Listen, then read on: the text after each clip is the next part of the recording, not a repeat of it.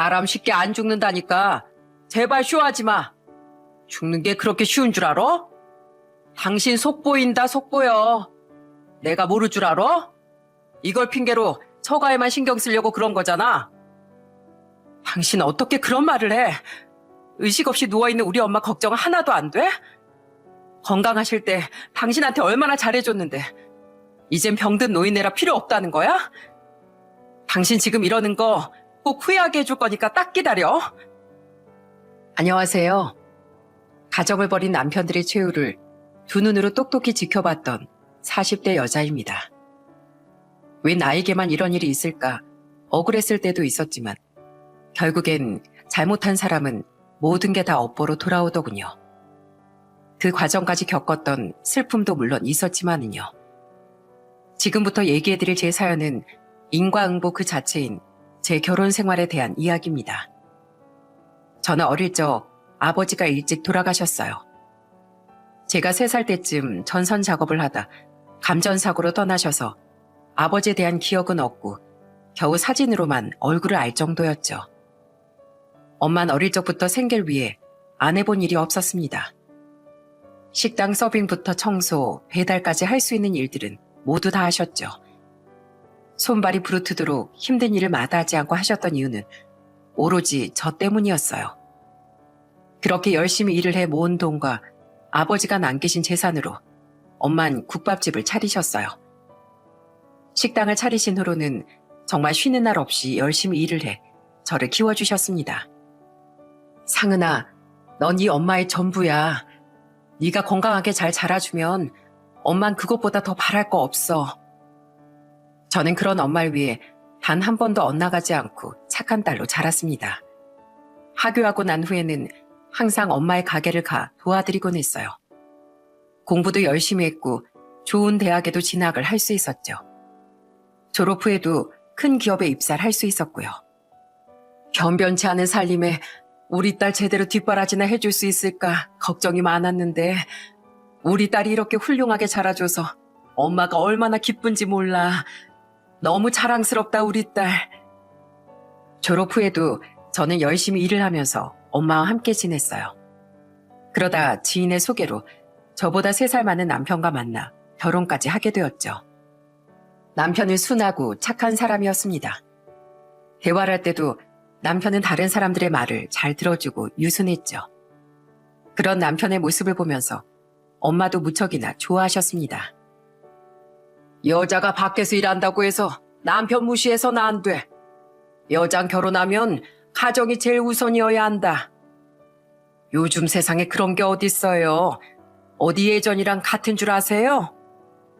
아니 어디서 남편 말에 따박따박 말대꾸야. 내가 그렇다고 하면 그런 거지. 지금 새 식구 들어온다고 이러는 거야? 아이고 아니에요. 아니야. 내가 말을 잘못했네. 미안해요. 트럭 운전을 했던 시부는 가부장적이고 권위적인 분이셨어요. 시어머니는 가정주부로 순종적인 분이셨습니다. 시부는 항상 저에게 순종과 내조를 강요하셨어요. 그런 시부가 무척이나 불편했지만 시모와 시숙께서 저에게 무척이나 잘해주셨어요. 그래서 전 괜찮은 시댁을 만났다고 생각했죠. 결혼하고 아이를 임신하게 되면서 전 자연스럽게 다니던 직장을 그만두게 되었습니다. 그러면서 가끔씩 친정엄마 가게에 들르곤 했어요. 마침 잘 왔네. 이거 김서방 가져다 줘. 지난번에 보니까 김서방 신발이 너무 낡았더라고. 박간이라는 사람인데 신발이 편해야지. 어머, 엄마, 이거 어디서 샀어? 이 브랜드 저기 백화점이나 가에 있는 거 아니야? 내가 알아서 잘 챙겨줄 텐데 뭘 이런 것까지 샀어. 원래 사위사랑은 장모야. 우리 딸한테 이렇게 잘해주고 돈도 벌어다 주고 고생도 안 시키는데 사위가 안 이쁘겠어? 마음 같아선 머리끝부터 발끝까지 다 해주고 싶지. 엄마는 남편을 정말 많이 아끼셨어요.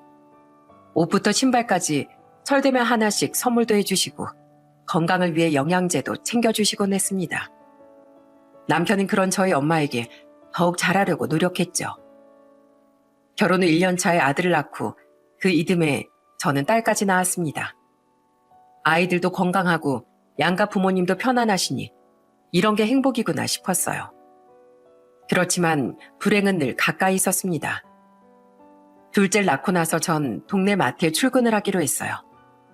소식을 전하러 시댁에 간 날, 저는 깜짝 놀랄 수밖에 없었습니다. 시어머니 얼굴에 큰 멍이 들어있었거든요. 어머님, 얼굴이 왜 그렇게 되신 거예요? 어디 부딪히셨어요? 멍이 크게 들었어요. 아니다, 승우애미야. 그냥 길 가다가 넘어져서 그런 거야. 신경 쓰지 말거라. 그 와중에 시부는 그런 시모를 못마땅해 하면서 혀를 끌끌 차셨어요. 그러게 애들 올 때 몸 간수 좀 잘하지. 사람 참 칠칠치 못하게. 신경 쓰지 말거라. 죽을 병도 아닌데 뭘 그리 호들갑이야? 누가 봐도 심한 멍이었지만 시부는 오히려 짜증을 내셨어요. 거기다가 시모와 말도 한마디 하지 않으셨죠. 그로부터 얼마 지나지 않았을 때 저는 친정엄마를 만나고 집으로 돌아가는 길에 시댁에 전해줄 것이 생각나 잠깐 들리게 됐어요. 그런데 자꾸만 시어머니께서 문 밖에서 얘기를 하자고 하시더군요. 어머님, 밖에 더워요. 저 커피도 한 잔 안 주실 거예요? 근데 아버님은 어디 나가셨어요? 누가 오신 거예요? 아니, 누가 온 건 아니고 내가 요 며칠 청소를 못해서 급한 일 아니면 다음에 와라. 전해줄 거 있다고 했지? 그것만 전해주고 가렴. 어머님, 저 화장실이 좀 급해서 그래요. 화장실만 들리고 바로 갈게요. 세상에나, 어머님, 이게 뭐예요? 집이 왜 이렇게 된 거예요? 어머님 댁으로 들어가선 전 경악할 수밖에 없었습니다. 집안을 보니 온갖 물건들이 바닥에 떨어져 나뒹굴고 있었거든요. TV 액정은 다 깨져 있었고 그 뒤로 깨진 컵이 덩그러니 놓여 있었어요.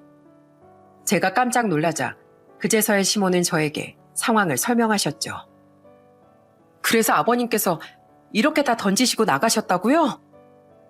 무슨 일이 있는 건지 평소엔 이렇게까지는 안 하는데 내가 좀 말대답을 했더니만 이러고서 나가버리더구나.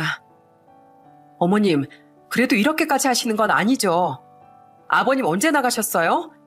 오시면 제가 말씀드릴게요.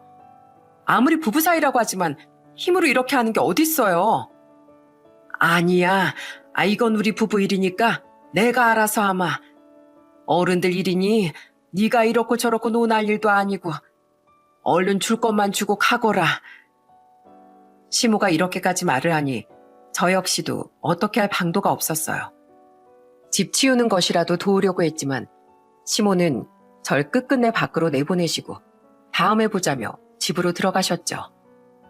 집으로 돌아가는 내내 전 시부의 행동에 너무나 화가 났습니다. 혹시나 또 이런 일이 벌어지진 않을지 걱정해 잠을 이룰 수가 없었어요. 그렇게 얼마 뒤 역시나 제 예상은 틀리지 않았죠. 준기야, 여기로 빨리 와봐. 네 엄마 얼른 모셔가거라. 이게 웬일이니?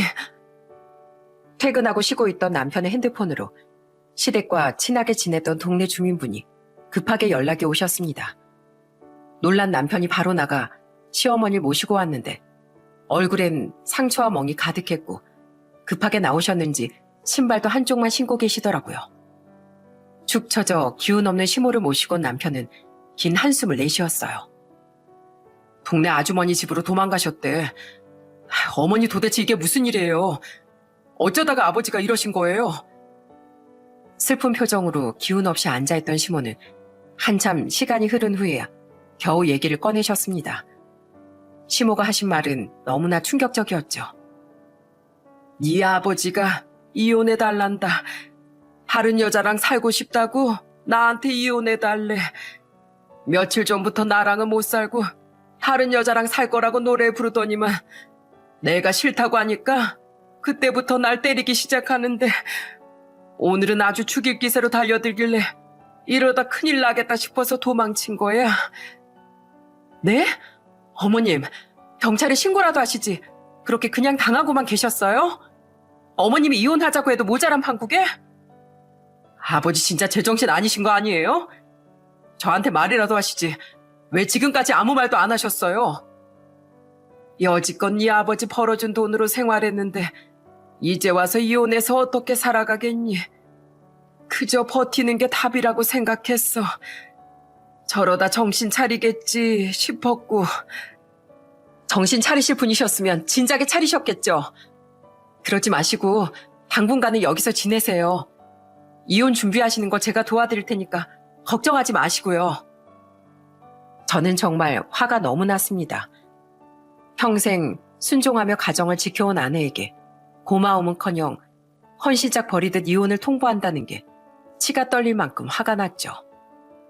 저는 경찰에 신고를 했고 시어머니 병원에 모시고 가 상해 진단서를 뗐습니다. 그리고 이혼 변호사를 선임해 이혼 소송을 진행했어요. 시숙과 남편은 시부를 찾아가 집안을 뒤집어 엎었다더라고요. 타지에서 살고 있었던 시숙은 저에게 미안하고 고맙다며 말했습니다. 재수씨, 정말 미안해요. 저 혼자 먹고 산다는 핑계로 가족들 신경을 안 썼더니 이렇게 됐네요. 엄마 앞으로 모시기로 했다면서요? 정말 미안하고 고마워요. 이건 변호사 선임 비용인데 이것밖에 보태드리지 못하네요. 괜찮아요. 아주버님도 일하시느라 바쁘시잖아요. 애들 아빠가 안 그래도 불쌍한 어머님 직접 모시고 싶다고 얘기했어요. 이 상황에서 어떻게 어머님 혼자 사시라고 하겠어요. 그래도 자식인데 할 수 있는 데까진 해봐야죠. 그 후로 시모는 저희 집에서 함께 생활하시게 되었어요. 이 사실을 알게 된 시부는 저에게 전화를 해 폭언을 하시기도 했습니다. 야, 네가 네 시모 이혼 부추겼다며? 생전 돈 한 푼 벌어본 적 없는 여자 먹여 살렸더니 뭐? 재산 분할? 웃기고 있네. 네가 신고한 덕에 벌금까지 내고 내가 얼마나 열이 받았는지 알아? 그래 놓고선 재산 분할도 모자라 위자료까지 달라고? 오냐오냐 해주니까 네가 뭐라도 된 줄 알아? 사람 때리시니까 벌금 나오신 거죠. 그리고 폭행, 바람 모두 유책 사유니까 당연히 위자료 주셔야죠. 아버님은 밖에서 돈만 버셨지 평생 살림하고 자식 키운 건 어머님이시거든요. 아무것도 모르는 어머님 협박하면 마음대로 되실 줄 아셨어요? 그렇게 소송을 하고 시부는 40% 정도 재산을 시모에게 분할을 하게 됐고 위자료도 지급을 해야 했습니다. 또 상간녀에게도 소송을 해 위자료를 받을 수 있었어요. 그렇게 잘 마무리가 된 줄 알았지만 배신의 고통은 시모를 계속해서 괴롭혔습니다. 어머님, 밥 한 끼라도 드셔야죠. 이러다가 어머님 쓰러지세요. 재산도 받아내셨고 위자료까지 다 받으셨는데 기운 좀 내세요. 한평생을 가정에 헌신하면서 살았는데 그 인간이 어떻게 나한테 이럴 수가 있다니. 내가 그토록 말했을 땐 귓등으로도 안 듣다가 이번엔 그 여자랑 여행까지 갔다더구나. 도대체 그동안 난 뭐였길래. 시모는 소송이 끝난 후에도 심한 우울증과 합병으로 몸져 누우셨어요. 남편도 그런 시모에게 어떻게 해야 할지 난감해했습니다. 시모가 좋아하는 음식을 사드려도 외출을 권해도 시모는 내내 기운 없어 하시고 슬퍼하시기만 하셨죠. 전 그런 시모가 기운을 차리실 수 있도록 곁에서 열심히 노력을 했습니다. 어머님, 오늘 애들이 어린이집에서 뭘 배워왔는지 아세요? 얘들아, 우리 어린이집에서 배운 거 할머니 앞에서 한번 해볼까? 어머님, 이것 좀 보세요. 너무 귀엽죠? 어머님, 저 앞 공원에 꽃 심었다고 하는데 그거 구경하러 갈까요? 엄청 예쁘게 잘 해놓았대요. 저랑 같이 구경 가요, 어머님. 어머님, 이번 주말에 애들이랑 다 같이 캠핑 어때요? 요즘은 캠핑 정말 많이 가더라고요. 바깥 구경도 하시고 맛있는 것도 먹어요, 어머님. 병원을 오가며 시모의 우울증이 나을 수 있도록 하고 틈틈이 시모가 바깥 공기를 쐴 수 있도록 모시고 다녔어요. 거기다가 친정엄마 만날 때도 전 시모를 모시고 갔습니다. 사정을 다 알고 계셨던 친정엄마는 이제부터 친구라자며 제안하셨죠. 사부인, 제가 염치 없이 둘이 만나는데 끼는 것 같아 너무 죄송하네요. 전 자꾸 집에 있겠다고 했는데 한사코 승우애미가 꼭 나가야 한다고 하기에. 아이, 사부인, 이렇게 한 번씩 나오셔야죠. 아시겠지만 전 상은이 어릴 적에 남편 떠나보내고 혼자 살았어요. 그러다 보니 주변 돌아볼 새도 없이 일만 하고 살게 되고 여지껏 제대로 된 친구 한 명 사귀어 본 적도 없네요. 전 사부인이랑 좋은 친구가 되고 싶은데 사부인은 어떠세요? 그 못된 남편이랑 이젠 떼어버리고 사부인 인생만 보고 사세요. 이렇게 맛있는 음식도 잔뜩 드시고요. 남편은 그렇게 노력하는 저에게 정말 고마워했습니다. 시모와 친구가 되겠다는 친정엄마에게도 감사하다고 했죠. 다행히 시간이 지날수록 시모는 점점 기운을 차리셨고 우울증도 많이 극복하셨어요. 그런데 모든 게 안정적으로 흘러가니 다른 곳에서 문제가 생기기 시작했어요. 문제는 다름 아닌 제 남편이었습니다. 당신 오늘 일요일인데도 일을 하러 나간다고? 그러게. 아휴, 요즘 눈코 뜰 새 없이 바쁘네. 주말에 가서 일 안 하면 평일엔 더 바빠서. 직장인이 어쩔 도리가 있나. 하라는 대로 해야지 뭐. 아무리 그래도 이게 말이나 돼? 당신 진짜 밖에서 일하는 거 맞아? 평일에도 퇴근 시간 훨씬 지나고서 들어오고 주말에도 매일 일하러 간다면서 나가잖아. 거기다가 매번 옷에서 나는 담배 냄새 뭔데? 당신 진짜 바람이라도 난 거야? 바람이라니. 밖에서 뼈 빠지게 일하고 들어오는 사람한테 뭐? 바람? 당신 그게 할 소리야? 안 그래도 쉬는 날 없이 일해서 피곤한데 힘내라고 해주지 못할 망정 엄한 사람을 잡아.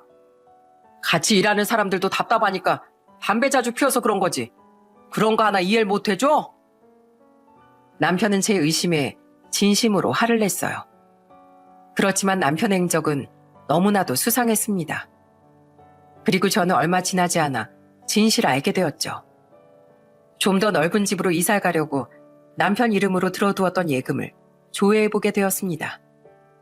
그런데 분명 지금까지 억 단위가 넘어야 하는 예금이 한 푼도 남아있지 않았어요. 거기다가 다른 통장 잔액도 형편없이 적었고요. 뭐야? 이게 왜 아무것도 없지? 분명 예금으로 넣어뒀다고 했는데? 처음엔 남편이 다른 계좌로 예금을 넣었다고 생각했어요. 그런데 아무리 다른 은행을 조회해봐도 아무것도 나오지 않더라고요.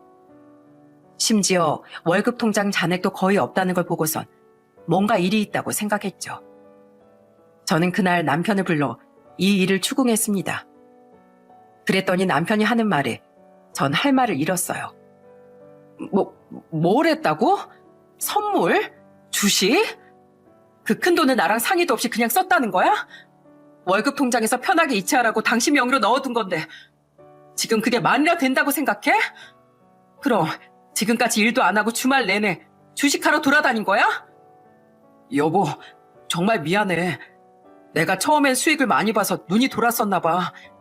근데 나도 일을 안 했던 건 아니야. 일하러 가긴 했는데 같이 일하는 직원들이 자기들 주식으로 돈 꽤 벌었다면서 날 꼬드기는 바람에 이게 다 그 직원들 때문에 벌어진 일이야. 그게 말이 된다고 생각해? 그래서 그 돈들 다 어떻게 했는데? 그래도 조금은 건질 수 있는 거지? 그 큰 돈 당신 마음대로 다 날리고 그런 건 아니지? 어? 그게 내가 어떻게든 다시 원금 찾을게. 조금만 시간을 줘. 지금 빼면 원금은커녕 손실이란 말이야. 내가 다시 원래대로 돌려놓을 테니까 조금만 기다려주면 안 될까? 무슨 헛소리 하고 있어. 당장 그 돈 돌려놔. 내가 정말 미쳐. 지금까지 아득바득 안 쓰고 안 입고 안 먹으면서 어떻게 모은 돈인데 원금이고 나발이고 더 이상 주식할 생각하지 말고 당장 손 떼. 앞으로 다시 한번 주식하기만 해봐. 그땐 정말 가만 안 둘 거니까 그렇게 알아. 그동안 제가 몰랐던 이유는 바로 남편이 생활비를 꼬박꼬박 가지고 왔기 때문이었어요. 남편은 저에게 들킬까봐 대출까지 받아가면서 생활비를 줬고 본인 월급은 그대로 주식 투자를 하는데 썼던 거였습니다. 크게 다투고 난 뒤 저희의 싸움을 들었던 시모는 다음날 저에게 우시면서 미안하다고 사과하셨어요. 남편 또한 그 후로 손이 발이 되도록 빌며 한 번만 더 용서해달라고 했죠. 아직 아이들이 어리기도 했고 이사 가기 전에 보탬이 되어보려고 한 거였다며 말하는 남편을 보며 한 번만 더 믿어보기로 했어요. 그런데 제 선택은 앞으로의 앞날을 깜깜하게 만들어버렸습니다. 들키고 얼마 되지 않아선 조심하는 것 같았던 남편은 이내 다시 집에 늦게 들어오기 시작했어요. 당신 요즘 왜 이렇게 늦게 들어와? 야근도 자주 하는 것 같고. 설마 너 쓸데없이 주식한다 어쩐다고 다니는 거 아니지? 무슨 소리야. 내가 뭐 그럴 돈이 어디 있어서. 그냥 일이 바빠서 그런 거라니까. 이제 진짜 안 해. 진짜야. 당신 월급 계좌에서 이체된 거 이거 뭐야? 설마 당신도 주식 투자 그거 하는 거야? 진짜 나 미치는 꼴 보고 싶어서 이래? 제가 그렇게 말리는데도 결국에 남편은 본전을 찾겠다면서 다시 주식 투자를 시작하더군요. 이젠 생활비도 주지 않은 채 어떻게든 본전만 만들고 그만두겠다고 당당하게 굴었습니다. 시모는 그런 남편을 타이르기도 하고 화를 내기도 하면서 애원하셨어요. 그렇지만 전 그 모습도 보고 싶지 않았습니다. 알아보니 선물 주식은 일반 주식과는 다르게 빚으로 남을 수 있다더라고요. 가족들 모두를 망칠 수 있음에도 불구하고 손에서 놓지 못하는 남편을 보면서 저는 결국 주식에 빠진 지 2년 만에 이혼을 결심하게 되었습니다. 한 가지 고민이 있었다면 친정 엄마에게 어떻게 이야기를 꺼낼까였어요. 그동안 엄마에겐 아무런 얘기를 하지 못했는데 남편이 주식을 해서 돈을 다 날렸고 빚까지 만들었다는 것과 이혼을 하겠다는 말을 어떻게 꺼내야 할지 고민이 되더라고요. 그래도 언제까지 숨길 순 없기에 빨리 말을 해야 되겠다는 생각이 들었고 그 다음날 친정엄마를 찾아가기로 결심하고 잠에 들었습니다. 그런데 그 하루가 평생 한이 맺힐 정도로 후회스러운 날이 될 줄은 상상도 못했어요. 다음날 퇴근이 가까워지는 시간, 갑자기 걸려온 전화에 저나 하늘이 무너지는 줄 알았습니다. 상은아, 놀라지 말고 들어. 지금 엄마가 쓰러지셔가지고 응급실에 왔어. 가게 오픈 준비하다가 쓰러졌던 모양이야. 다행히 내가 발견하고 신고해서 바로 왔거든. 너 얼른 병원으로 와. 저는 가게 일을 도와주던 엄마 친구분의 전화를 받고 급하게 병원으로 달려갔습니다. 쓰러지셨던 이유는 뇌출혈이었죠. 엄마는 바로 응급수술을 받으셔야 했습니다. 어머니, 저 어떻게 해요? 엄마마저 잘못되면 어떻게 하죠? 저 정말 무서워요. 저희 엄마 수술 잘 끝날 수 있겠죠? 괜찮을 거야. 사부인이 얼마나 강한 사람인데 너무 걱정하지 마. 아무 일도 없을 거야. 시모는 두려움에 떨고 있는 절 곁에서 토닥이며 달래주셨어요. 걱정의 수술방 입구를 떠나지 못하는 저의 곁을 함께 지켜주셨죠. 수술이 끝날 때까지 남편은 병원에도 나타나지 않았습니다. 오랜 수술 후 수술방에서 나온 엄마는 의식을 찾지 못하셨어요. 겨우 숨이 붙어 있었지만 언제 의식을 회복할진 알 수 없는 상황이었죠. 출혈 부위가 생각보다 좋지 않았습니다. 일단 위기는 넘겼습니다만 언제 의식이 되돌아오실진 장담할 수 없는 상태네요. 엄만 수술 후에도 중환자실에 계셔야 했어요. 한평생을 고생만 하시며 살아온 엄마에게 어째서 이런 일들이 생기는지 하늘이 원망스러웠습니다. 당장 제가 어떻게 할 수 있는 방법이 없어 저와 시모는 집으로 돌아올 수밖에 없었죠. 이미 몇 시간이 지난 후임에도 불구하고 남편은 집에 오지 않았고 어린 두 아들만이 집을 지키고 있었죠. 엄마, 오늘 제가 유진이 간식 챙겨줬어요. 아휴, 우리 아들 다 컸네. 엄마 대신해서 동생도 챙겨주고 고마워. 우리 아들 보니까 엄마가 너무 힘이 나네. 엄마, 할머니 많이 아프신 거예요? 울지 마세요. 제가 있잖아요. 아직 초등학교 1학년밖에 되지 않은 그 어린아이가 저를 꼭 껴안으면서 절 위로해줬어요. 그 어린아이도 엄마를 위로하는데 남편이란 사람은 대체 어디서 뭘 하고 있는지 집에 나타나지도 않는 걸 보며 너무나 화가 났습니다. 남편은 그날 자정이 다 되어서야 집에 들어왔어요. 거실에 있던 절 보고 화들짝 놀라는 남편을 데리고선 서둘러 안방으로 들어와 따져 물었어요. 그런데 남편의 태도에 저는 기가 막히고 말았어요. 당신 내 문자 못 봤어? 내가 음성 메시지도 남겼는데 그것도 못 본 거야? 도대체 밖에서 뭐 하면서 돌아다니길래 연락도 안 돼? 그렇게 당신 아끼는 우리 엄마가 아프다고 했는데 뭔 정신으로 사는 거야 대체? 문자 온 거 늦게 봤어. 어차피 지금 중환자실에 계시다며. 면회도 안 되는데 내가 가서 뭐 바뀔 것도 없고 일하느라고 내가 정신이 없었어. 뭐? 일을 해? 입에 침이나 바르고 거짓말해. 내가 어떻게 그 말을 믿어? 나 지금 당신이랑 이렇게 싸울 힘도 없어. 나 당분간 일 안 하고 엄마 간병할 거니까 그렇게 알아. 뭐? 당신이 일 그만두면 어떡해? 지금 우리 빚도 산더미에 생활비 어떻게 하고? 지금 그게 말이야? 그 거지 같은 빚이 누구 때문에 생겼는데? 생활비는 당신이 가지고 와야지. 도대체 양심이라는 게 있긴 하니? 당신이 생활비 가지고 와. 안 돼. 나도 지금 상황이 안 좋단 말이야. 그리고 중환자실에 있는 장모님 간병이 뭐가 필요해? 하루에 한 번밖에 면회도 못 가는데 무슨 일까지 그만둘 필요가 있어.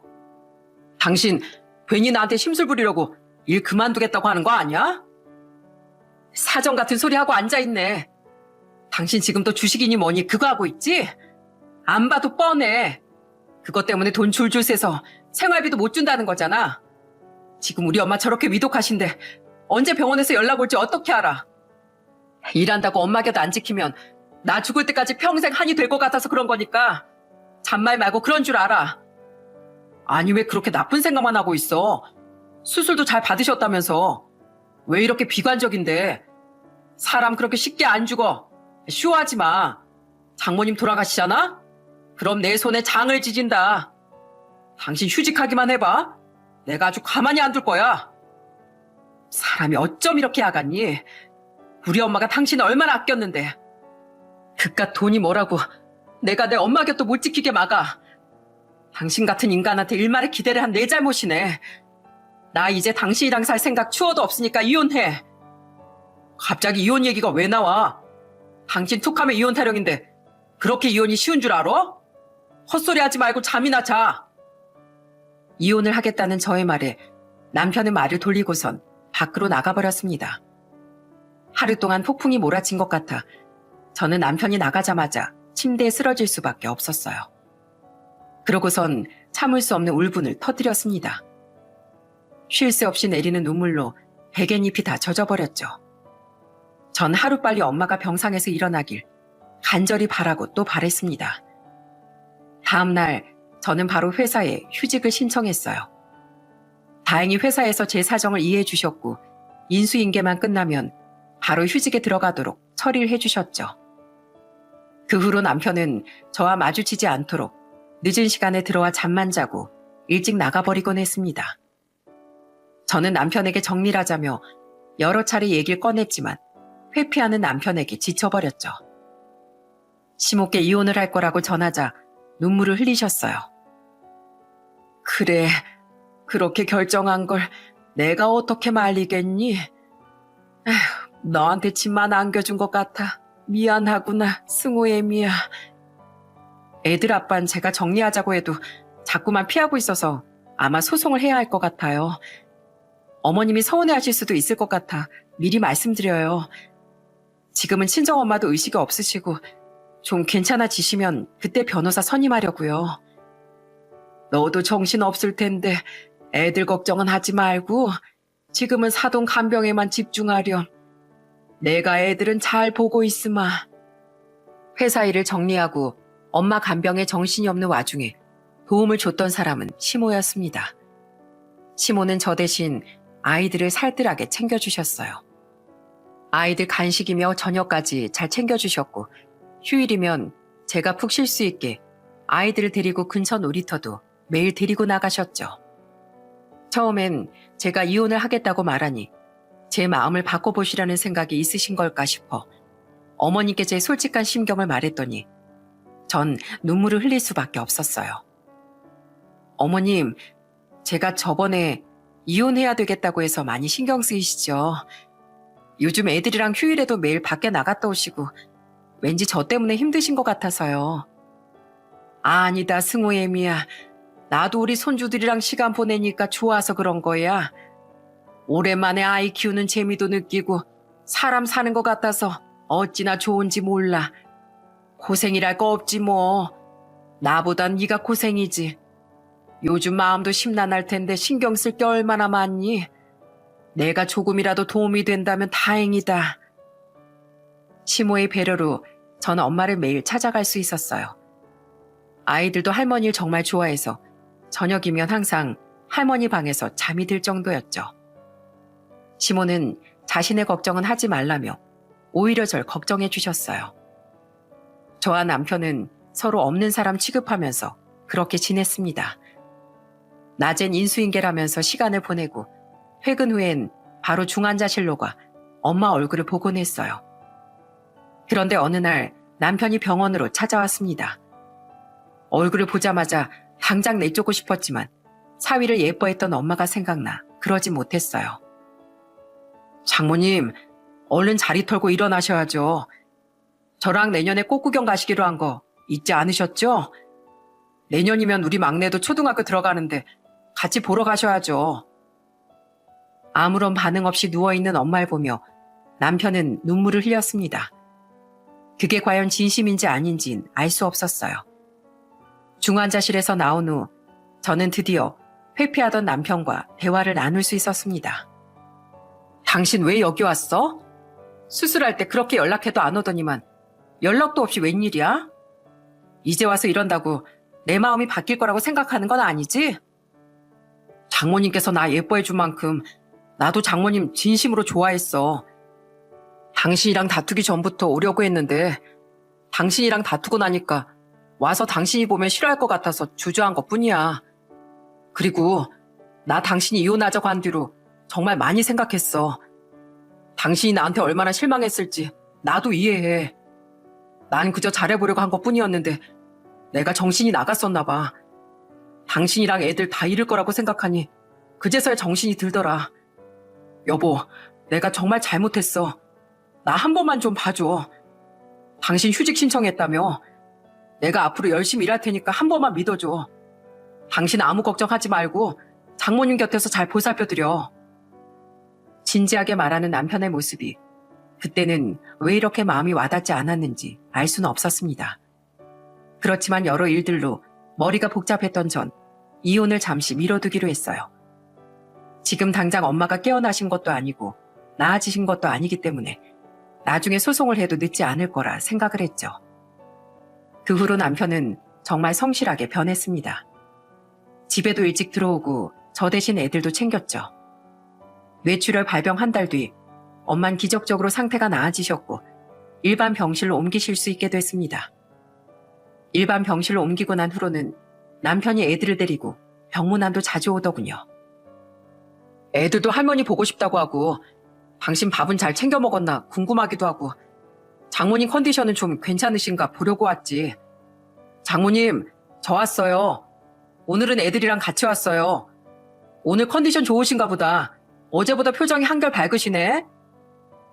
후유증으로 말을 잘 못하셨고 혼자서 거동도 힘드셨지만 엄만 사위가 병문안을 올 때마다 너무나 기뻐하셨어요.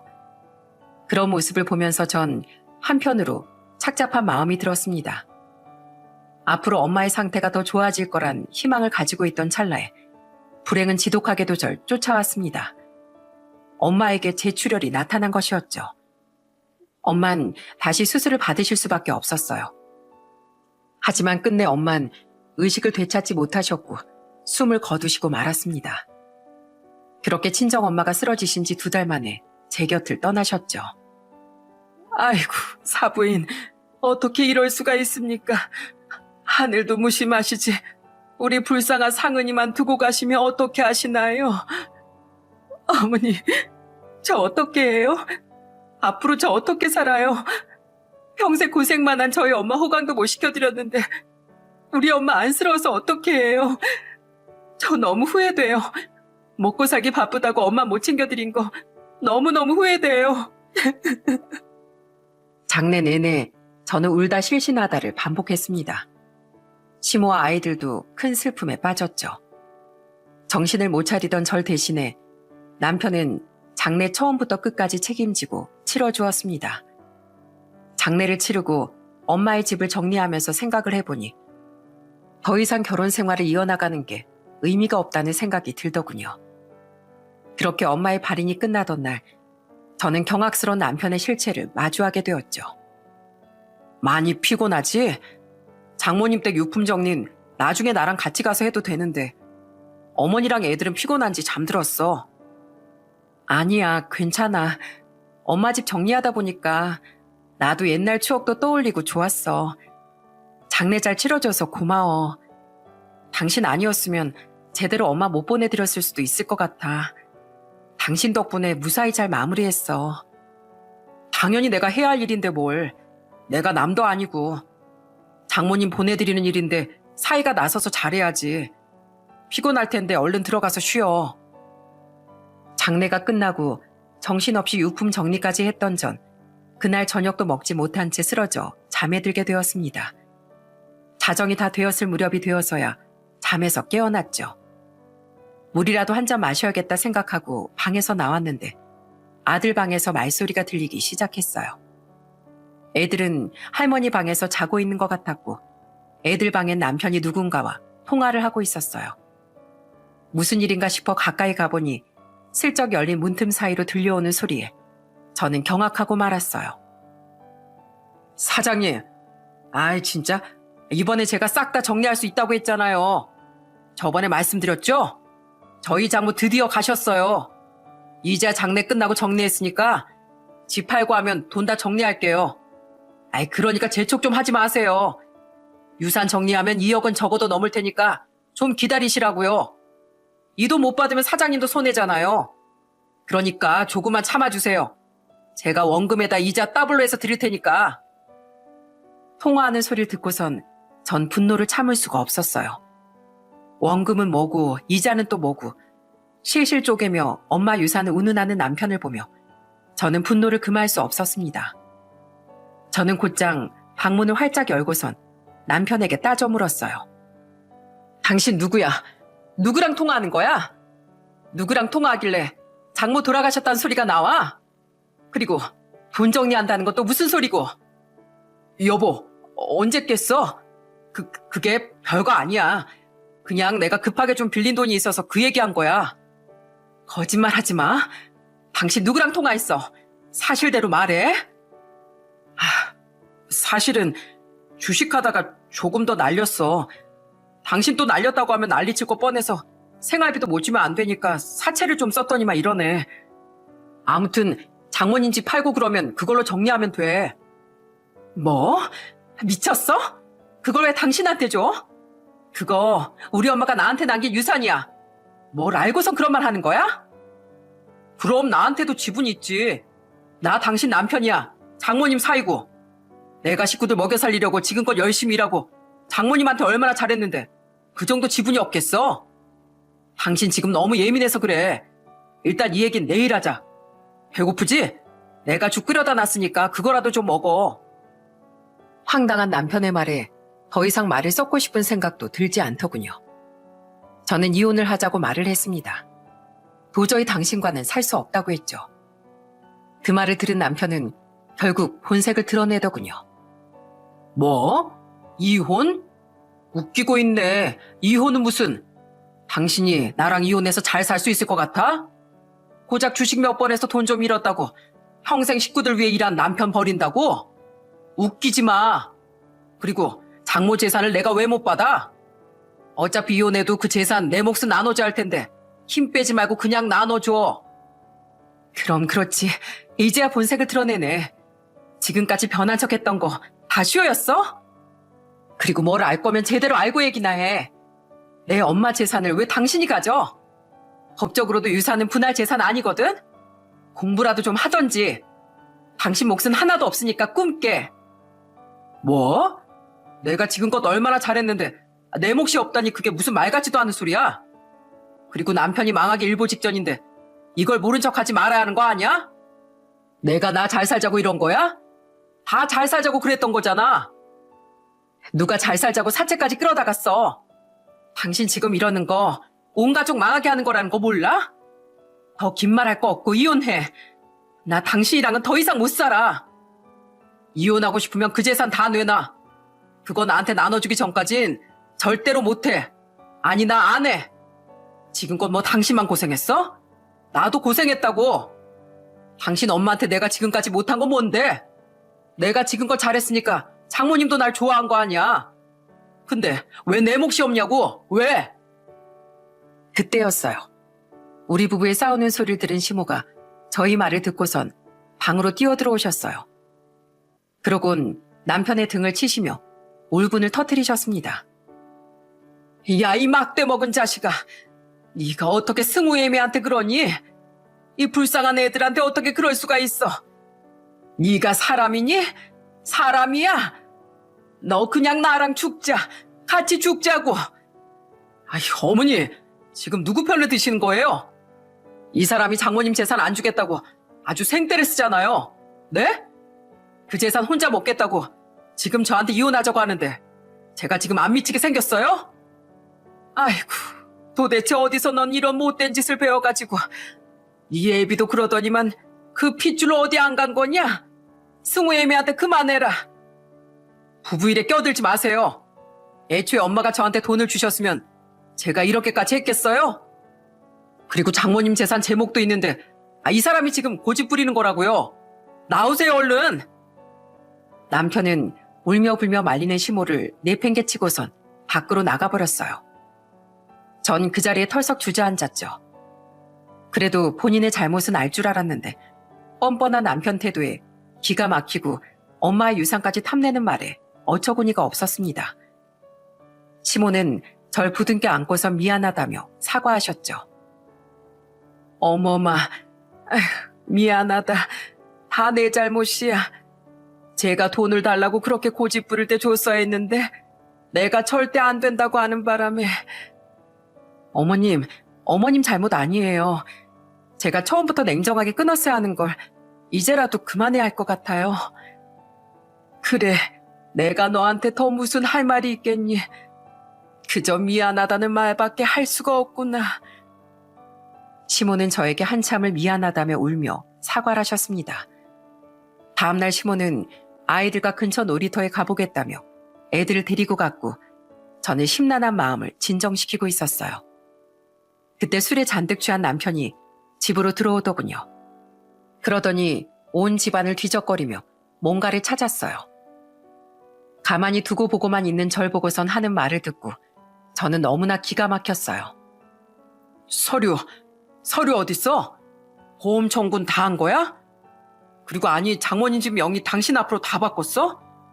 안 했으면 언제 바꿀 거야? 언제 팔 거냐고. 나 지금 사채업자들 때문에 아주 죽겠다. 시시때때로 전화 와서 날 피말리게 한다고. 제발 이렇게 빌 테니까 돈 좀 갚아주라. 이 돈만 갚아주면 당신이 하라는 거 다 할 테니까 이번 한 번만 도와달라고. 장모님 유산 중 절반은 내 지분이 있는 거잖아. 아이고, 인간아. 제발 공부 좀 해라. 부모님께 물려받은 재산은 재산 분할 대상이 아니라는 거 아직도 모르고 살았니? 그렇게 기본도 모르니까 네가 그따위로 사는 거지. 다시 한번 말하지만 엄마 유산 당신한테 나눠줄 생각 추호도 없으니까 꿈도 꾸지 마. 어디서 그 집을 넘봐? 당신 목 하나도 없으니까 딴 생각하지 말고 이혼 서류 어서 도장이나 찍어.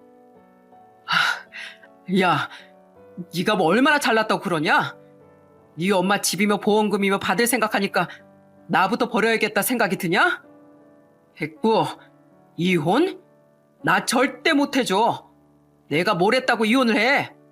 내가 주식하다 돈 날렸다고 웃음냐? 우스워? 남편은 그때부터 발악하기 시작했습니다. 집안 물건들을 바닥으로 던지고 책 같은 것들이 바닥에 나뒹굴기 시작했죠.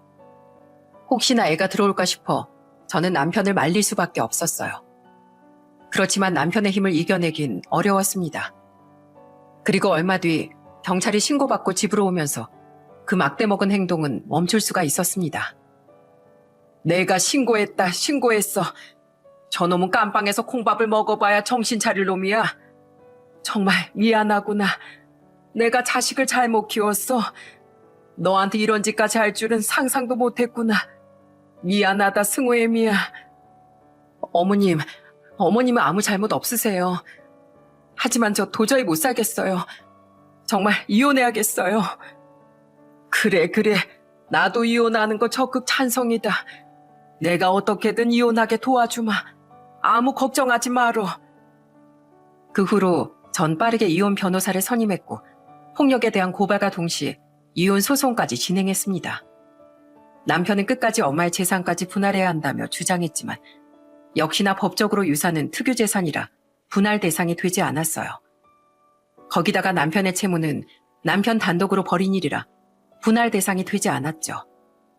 그 뒤 이혼 소송으로 전 친권 양육권을 모두 가지고 오게 됐고 재산도 유리하게 분할을 받을 수 있었습니다. 살던 집을 처분하면서 전 엄마 집으로 들어가게 됐고요. 남편은 집을 처분하고 조금 남은 돈을 받게 됐지만 결국 그마저도 저에게 위자료를 줘야 했으니 남는 게 거의 없이 빈털터리가 된 거나 다름없었습니다. 이후 남편의 폭력에 대해선 합의를 해주지 않았고 결국 벌금까지 맞게 해버렸죠. 얼마나 속이 시원했는지 모릅니다. 하지만 하나 마음에 걸린 게 있었어요. 그건 바로 저를 끔찍이 아껴주셨던 시모였죠. 시모 또한 제가 이혼한 후 따로 집을 구해서 혼자 살기로 하셨습니다. 도저히 이제 남편과 못 살겠다며 혼자 사시기로 하신 거죠. 그리고 어느 날 어머님은 절 조용히 부르셨어요. 승우애미야, 너한텐 정말 미안하다는 말밖에 할 수가 없구나. 우리 집에 시집 와서 시부의 남편에 너에게 고통만 주는 것 같아 정말 미안하다. 이거 큰 돈은 아니지만 받거라. 내가 네 시애비랑 이혼할 때 재산 분할로 받았던 거야. 이 돈으로 승우랑 유진이 학비에 보태거라. 어머님, 아니에요. 전 괜찮아요. 저 돈 있어요. 이건 저한테 주지 마시고 어머님 노후자금 하셔야죠. 그리고 절대로 아들한테 이 노후자금 뺏기지 마시고요. 이제부터는 어머님 드시고 싶은 거 드시고 여행 가고 싶은 곳 있으시면 가시고 좋은 것만 생각하고 사세요. 아셨죠? 시모는 당신 노후자금을 손주들 학비 보태는 데 쓰라고 돈을 주시려고 부른 거였습니다. 네, 맞아요. 시모는 그런 분이셨습니다. 본인보다 항상 손주들을 먼저 신경 쓰시는 분이셨죠.